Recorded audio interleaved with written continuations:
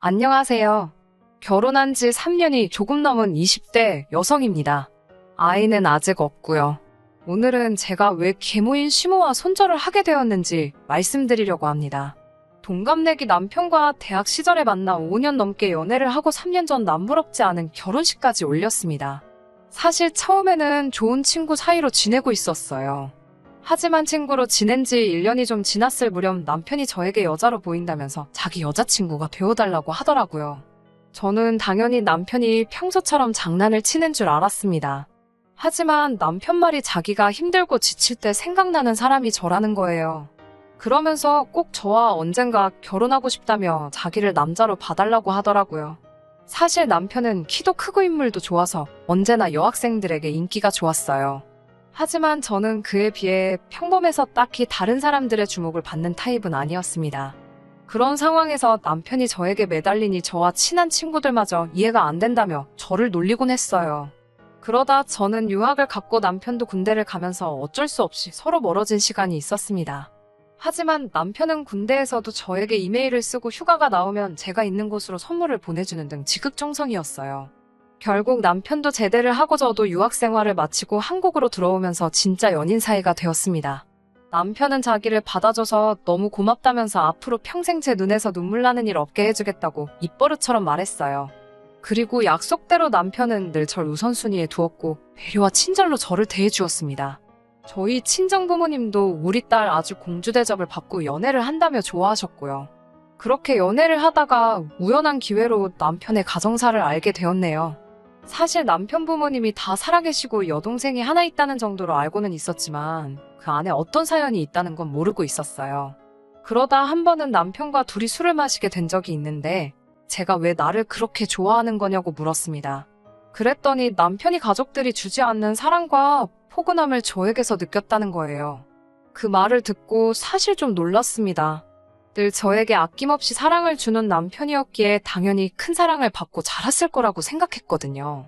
남편이 이어서 말하기를 친어머니는 남편이 어렸을 때 집을 나가셨대요. 혼자 드신 아버지가 어떻게든 아내의 흔적을 찾으려고 백방으로 수소문을 하고 신고도 했지만 결국 찾지 못하셨고 그렇게 혼자 힘으로 남편을 키우시다 남편이 10살쯤 되었을 때 재혼을 하셨다고 해요. 새어머니에게는 남편보다 3살 어린 딸이 있었는데 그때부터 남편이 소위 치여서 차별당하며 자랐나 봐요. 학교에서 힘든 일이 있어도 남자가 그런 것도 혼자 해결 못하냐며 핀잔을 주셨고 부모님이 오시는 행사에도 이따금씩 아버지 혼자 오실 뿐 어머니는 그 어디에도 계시지 않았다고 해요. 그래도 나를 늘 우리 아들이라고는 불러주신다며 멋쩍게 웃는 그 얼굴이 얼마나 슬퍼 보였는지 모릅니다. 아무튼 그렇다 보니 누구를 만나서 결혼을 하고 아빠가 된다는 상상을 할 수가 없었다고 해요. 그런데 저를 만나면서 가족을 꾸리고 싶은 생각이 들었다고 합니다. 저라면 아이에게도 자기에게도 아낌없는 사랑을 줄 것 같았다고요. 그런 남편의 이야기를 들으니 그동안 남편이 얼마나 힘들었을지 제 가슴이 더 아팠습니다. 그리고 그 자리에서 결심했어요. 다시는 그런 서러움을 느끼지 않도록 제가 더 사랑해줘야겠다고요. 작은 사업을 하시는 저희 친정 부모님과 달리 시부모님은 지금은 별다른 수입은 없다고 들었어요. 남편 말로는 가끔 아버님이 공사장에 나가서 용돈벌이 식으로 일을 하고 계시고요. 하지만 대부분의 수입은 아버님이 받으시는 연금이 전부일 거라면서 덧붙이기로 사실 자기는 잘 모른다고 했어요. 대부분 새어머니가 관리하다 보니 자기가 파악하기도 좀 힘들다고요. 그래서 결혼할 때도 좀 힘들게 시작해야 할 수도 있을 것 같다고 솔직히 이야기하더라고요. 사실 연애하는 동안 남편이 경제적으로 넉넉하지 않다는 건 벌써 눈치채고 있었기 때문에 오히려 미리 사실대로 말해줘서 고맙더라고요. 저는 남편에게 누구나 힘든 시절은 있는 법이니까 이제 우리 둘이 힘을 합쳐 열심히 살면 된다고 걱정하지 말라고 말해줬어요. 남편은 제 손을 잡고 눈물을 흘리며 정말 너 같은 여자가 자기 인생에 찾아와줘서 너무 기쁘고 행복하다며 앞으로 어떻게든 저 하나만큼은 책임지고 세상에서 제일 행복한 여자로 만들어주겠다고 다짐을 하더라고요. 사실 돈이라는 게 있다가도 없고 없다가도 있는 거잖아요. 많으면 편하고 좋겠지만 없으면 벌면 되니깐요. 반면에 저에게 이렇게 큰 사랑을 주는 사람은 제가 따로 돈으로 살 수 있는 게 아니니까 비교할 수 없는 거라고 생각했어요. 남편의 사정을 진작부터 알고 계시던 친정 부모님도 돈 같은 건 걱정하지 말라고 하시면서 부족한 건 우리가 도와주면 되는 거고 넌 앞으로 우리 아들이나 마찬가지니까 마음 편하게 살라고 남편을 다독여 주셨습니다. 남편은 정말 자기는 로또 맞은 거나 다름없다면서 기뻐했고요. 그렇게 저희 부부는 결혼을 하게 되었습니다. 사실 남편의 개인적 상황이 그렇다 보니 5년 넘게 연애를 하면서도 남편의 가족을 만날 일은 없었습니다.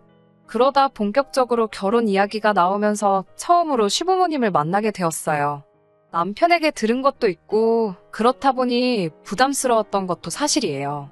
그래서 큰맘 먹고 백화점 가서 단정한 정장도 사고 첫 인사에 들고 갈 선물도 사고 많이 신경을 썼습니다. 남편은 무리하지 말라고 했지만 그래도 남편 집에 가는 첫 인사인데 잘 보이고 싶은 게 당연하잖아요. 막연히 시모와 예비 신우가 저를 좋아해주면 좋겠다는 생각도 했어요. 내가 예쁜 짓을 많이 하면 우리 남편도 예쁘게 봐주지 않을까 그런 계산도 있었고요. 하지만 제 예상은 처음부터 보기 좋게 산산이 조각나 버렸습니다. 시댁에 도착해서 들어가니 시모랑 신우가 거실 소파에서 일어나지도 않고 저를 쳐다보며 왔니? 들어와라라며 차갑게 인사를 하더라고요. 저는 일단 집 안으로 들어가 이거 하면서 사간 꽃바구니랑 화과자를 내려놓았어요. 신우가 힐끗 보더니 어차피 시드는 거 뭐 저런 데다 헛돈을 쓰지 이러면서 들으라는 듯이 한 소리를 하더라고요. 그러더니 시모는 너 어른들한테 단 게 얼마나 안 좋은지 몰라서 이런 걸 먹으라고 사왔냐며 우리 아들이 맹꽁이 같은 여자를 좋아하나 보네라며 비꼬는 거예요. 처음부터 이렇게 욕을 먹으니까 눈물이 핑 돌더라고요. 그런데 지금 눈물을 보이면 절대 안 되겠다 싶어서 씩씩하게 웃으면서 죄송하다고 했어요.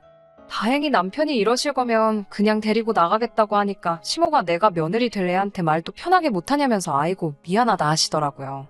남편이 한숨을 내쉬니까 오빠는 너무 물러서 문제라며 신우가 미안해요 언니 한마디 하더라고요. 당연히 가짜 사과라는 건 알았지만 남편 체면도 있고 하니까 그냥 아니에요 하고 말았어요. 남편은 저를 소개하면서 얼마나 제가 좋은 사람이고 제가 자기한테 중요한 사람인지 몇 번을 강조하더라고요. 그러면서 아무리 며느리여도 딸이다 생각하고 사랑해 주셨으면 좋겠다고 신신당부를 했어요. 시모는 귀찮다는 듯이 적당히 하라면서 저더러 보통 여우가 아닌가 보네. 우리 아들을 저렇게 구워 삶은 걸 보면 이라고 하더라고요. 어른이 말씀하시는데 말씀이 너무 심하신 거 아니냐고 따질 수도 없고 답답하고 화도 났어요. 하지만 괜히 제가 한마디 했다가 남편이 더 난처해지는 건 아닐까 싶어서 꾹 참았습니다. 다행히 말씀 없이 듣고 계시던 시부도 거 좀 적당히 하라며 시모를 말려주셨고 그러자 시모가 아이고 알겠네요. 네네 빈정거리며 방으로 들어가 버렸어요. 신우도 시부에게 아빠는 왜 엄마한테만 뭐라고 하냐면서 입술을 내밀고는 시모가 들어간 방으로 따라 들어가 버렸고요. 순식간에 어색한 분위기가 흐르고 제가 어떻게 해야 하는 건지 이 모든 게 저 때문인 것 같아서 좌불안석으로 앉아 있었습니다.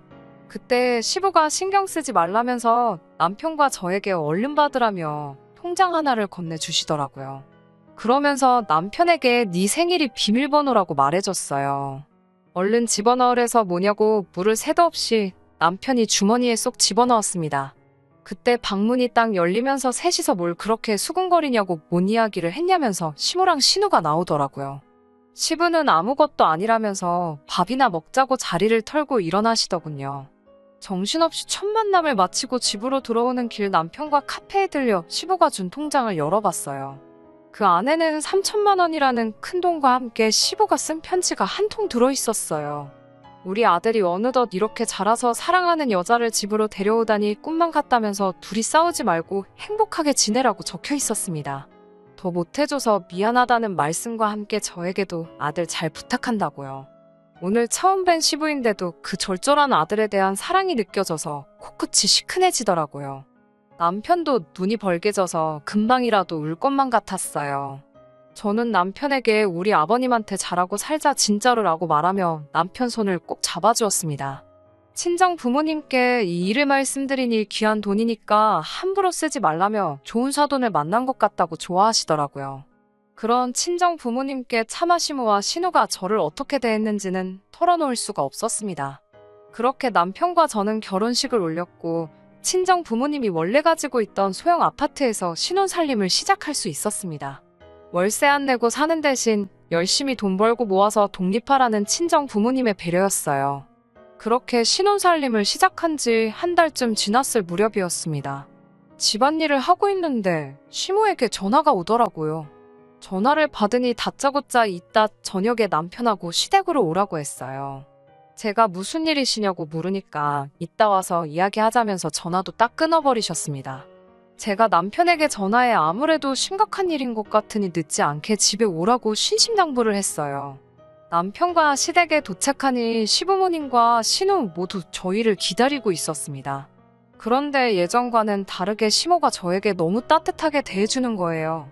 오느라 고생하지는 않았냐면서 갑자기 오라고 해서 미안하다고요. 그러더니 신우도 언니 하면서 저한테 말을 걸고요. 보통은 먼저 말을 거는 일은 없고 시비를 걸거든요. 제가 떨떠름해하면서 무슨 일 때문이시냐고 물었습니다. 시부는 고개를 푹 숙이고 아무런 말도 하지 않고 있었어요. 그러자 시모는 네 시아버지가 암에 걸렸다면서 한숨을 푹푹 내쉬는 거예요. 저와 남편이 놀라서 아버님을 바라보면서 이게 무슨 소리냐고 소리쳤습니다. 그러자 시모가 병원에서 다 검사하고 확인한 거라면서 이제 어떡하면 좋겠냐고 난리였어요. 제가 지금 몇 끼냐고 물으니 그런 건 모르겠고 나도 이제 다 늙었고 네 신우 시집도 가야 되는데 아픈 사람을 어떻게 돌보냐고 한탄을 하더라고요. 집에 아픈 친정아버지가 있다고 그러면 어떤 남자가 우리 딸을 좋아하겠냐면서요. 그러면서 저희더러 시부 병간호 좀 하라고 하더군요. 그 소리를 듣고 남편을 흘끗 쳐다봤는데 남편은 저를 바라보며 곤혹스러운 표정을 짓고 있었어요. 저는 남편이 그래도 시부에게 많은 의지를 하고 산다는 것을 진작부터 알고 있었기 때문에 매정하게 그렇게는 못하겠다고 할 수는 없었어요. 그러고 싶지도 않았고요. 그래서 제가 시부의 손을 잡으며 걱정하지 마시라고 저랑 같이 열심히 치료받고 건강해지시면 된다고 말씀드렸어요. 그러자 시부가 저를 바라보며 시집 온 지 얼마나 되었다고 내가 이렇게 짐덩어리가 되었다면서 미안하다고 하시는 거예요. 그런 저희를 보면서 시모는 아이고 눈물 나네라며 빈정거리기 바빴고 신우는 관심도 없다는 듯 핸드폰만 보고 있었습니다. 이런 두 여자랑 사시는 시부의 인생이 얼마나 외로웠을까 짐작조차 할 수 없었습니다. 다만 하루빨리 이 집에서 시부를 모시고 나와야겠다는 생각만 들더라고요. 그렇게 그 길로 시부짐을 챙겨서 저희 집으로 모셨습니다. 다행히 소형 아파트였지만 남는 방도 있었고 친정 부모님도 그게 자식의 도리고 사람의 도리라면서 잘했다고 하시더라고요. 그렇게 시부를 모시고 온 뒤 병원을 다니기 시작했습니다. 다행히도 2년간의 투병 생활 끝에 시부의 건강은 눈에 띄게 호전되었어요. 100%의 완치는 아니었지만 그래도 이제 거의 예전처럼 생활하실 만큼 좋아지셨습니다. 물론 투병 생활은 서로 힘들고 고통스러운 시간의 연속이었습니다. 특히 첫 수술 때와 항암 치료를 하실 때 괴로워하시던 시부의 모습을 생각하면 지금도 제가 다 눈물이 나요. 저는 인터넷을 보며 위암에 좋다는 음식도 찾아 해드리고 나중에는 다니던 직장도 그만두고 시부의 간호에만 매달렸습니다. 시부는 이따금씩 그런 저를 보시면서 내가 전생에 무슨 덕을 쌓아서 너 같은 며느리를 받는지 모르겠다며 우리 아들하고 결혼해줘서 고맙고 딸처럼 나를 보살펴줘서 고맙다고 했습니다. 반면에 시모와 신우는 자기들이 돈이 필요할 때만 연락을 해왔습니다. 그나마 쥐꼬리만 해도 생활비 갖다주는 사람이 없으니 굶어 죽게 생겼다면서 돈 좀 달라고 하더라고요. 이런 사실을 아버님이 아시면 가뜩이나 아프신데 얼마나 더 외롭고 힘드실까 싶어서 저는 잘 지내시냐고 전화가 왔었다고 거짓말을 해야만 했어요. 그리고는 제가 직장 생활을 하면서 모아두었던 돈을 조금씩 헐어서 시모에게 드렸습니다. 몇몇째 친구들은 저더러 바보라고 했어요. 저도 사람이니까 가끔은 내가 왜 이렇게까지 해야 하나 싶기도 했습니다. 하지만 딱 시부의 투병 생활이 끝나고 몸이 회복될 때까지만 참자고 생각했네요. 친정 부모님도 처음과는 달리 제 생활을 답답하게 느끼시는 것 같았어요. 사실 어떤 친정 부모가 자기 딸이 결혼하자마자 시부 수발드는 상황을 좋게만 볼 수 있겠나요? 그러다 얼마 전 집안이 뒤집힐 만한 사건이 있었습니다. 시부의 건강이 대부분 회복되면서 시부가 집으로 돌아가고 싶다고 하셨습니다. 그래서 모시고 원래 사시던 아파트로 돌아갔어요. 가기 전에 시모와 신우에게 오늘 시부를 모시고 간다고 몇 번이고 문자도 하고 전화도 했는데 답장이 없더라고요. 그래서 어쩔 수 없이 저와 남편이 시부를 모시고 먼저 집으로 갔습니다. 집에 도착했더니 시모랑 신우가 TV를 보고 있었어요. 그러더니 갑자기 집에는 왜 왔냐며 놀라더라고요. 제가 몇 번이고 연락을 드렸는데 답장이 없으시길래 그냥 왔다 하자. 시모가 당황하더니 내가 핸드폰을 잃어버려서 번호를 바꿨다고 그러는 거예요. 그런데 거실을 보니 여행 가방이 2개가 나와 있더라고요. 제가 어디 가시냐고 물으니 여행 가서 바람 좀 쐬고 오려고 한다고. 집에만 있으니까 너무 갑갑해서라며 말끝을 흐리더라고요. 그런 시모의 모습을 보는데 제가 더는 화를 참을 수가 없었어요. 남편도 마찬가지였던 것 같아요. 제가 한마디 하려고 하자 저더러 참으라고 하더니 어떻게 사람이 이럴 수가 있냐고 시모에게 남편이 소리를 쳤어요. 남편이 암에 걸렸는데 해외여행 갈 생각이 드냐고요. 그러자 시모도 지지 않고 다 나섰구만 다 나섰으니까 집구석에 돌아오는 거 아니냐며 소리를 질렀어요. 그러면서 너는 내가 괴물하고 그러니까 다 색안경을 끼고 보는 거라면서 네 아버지가 죽은 것도 아닌데 내가 왜 여행을 못 가냐고 난리더라고요. 이런 모습을 보고 있는 시부를 어떻게든 일단 데리고 나가야겠다 싶어서 제가 시부에게 일단 나가자고 했어요. 그러자 시부가 제 손목을 딱 잡으시면서 아니다, 아가. 이제 내가 결정을 내려야겠구나. 라고 하시더니 다 그만하고 이리 앉아보라고 하시더군요. 시부는 시모를 말없이 한동안 쳐다보더니 당신은 내가 죽기를 바라지 않았어라고 묻더라고요. 그러자 시모가 무슨 그런 말이 있냐면서 정신줄 놨냐고 따지더라고요. 그러자 시부가 그런데 왜 저번에 내 병실에 와서 딸이랑 그런 소리를 했냐고 묻더라고요. 저도 몰랐던 사실인데 시부가 자는 줄 알았던 시모와 신우가 아니 그래서 안 죽는다는 거야? 그럼 사망보험금 못 받는 거야? 라며 대화를 나눴나 봐요. 돌이켜 생각해보니 한동안 좋아지던 시부의 안색이 급격히 어두웠던 시기가 있었는데 그때였던 것 같아요.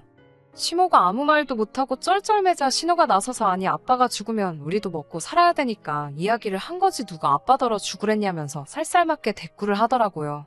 그러자 시부는 그래 너희도 살아야지 그래서 내가 방금 큰 결심을 내렸다고 하셨어요.